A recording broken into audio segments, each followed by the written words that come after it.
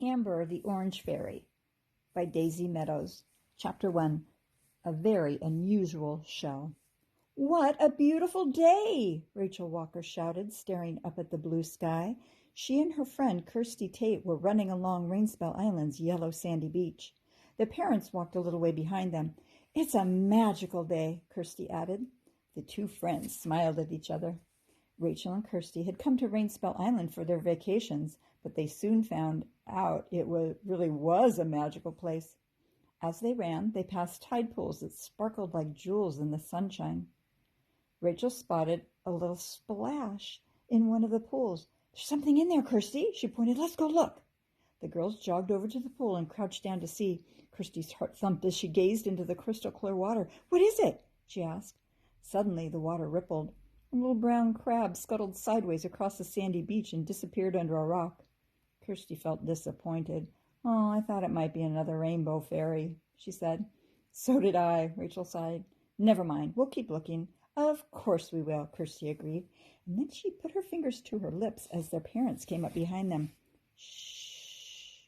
Kirsty and Rachel had a big secret. They were helping to find 7 missing rainbow fairies. Jack Frost had put a wicked spell on the fairies and trapped them on Rainspell Island. The rainbow fairies made fairyland bright and beautiful.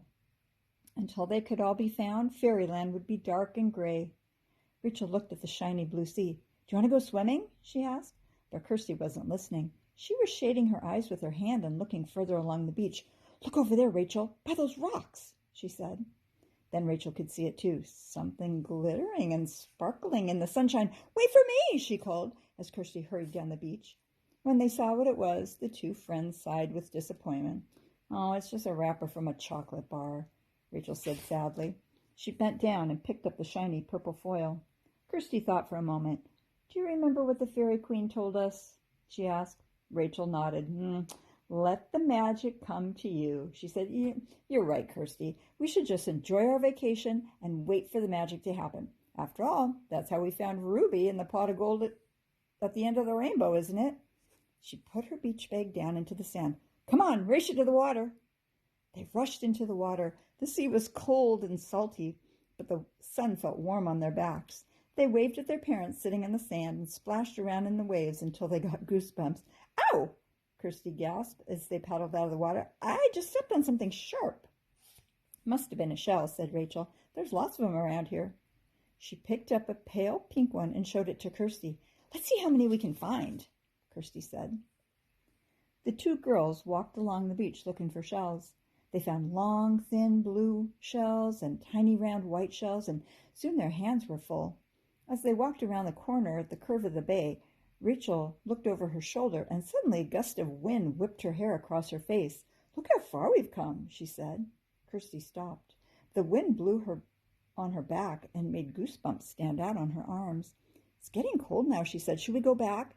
"Yes, it must be almost lunchtime," said Rachel.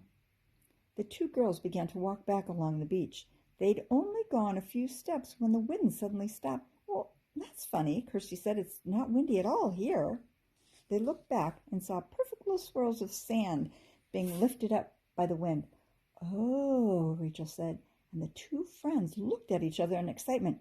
"It's magic," Kirsty whispered. "It just has to be." They walked back to where they had been, and the breeze swirled around their legs again. And then the golden sand at their feet began to drift gently off to one side, as if an invisible hand were pushing it away. A large scallop shell appeared. It was much bigger than the other shells on the beach. It was a light peach color with soft orange streaks, and it was tightly closed. Quickly, the girls kneeled down in the sand. They dropped the little shells from their hands.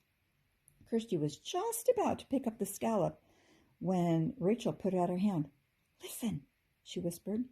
They both listened hard. Rachel smiled when she heard the sound again. Inside the shell, a tiny voice hummed softly. The next chapter is called The Magic Feather.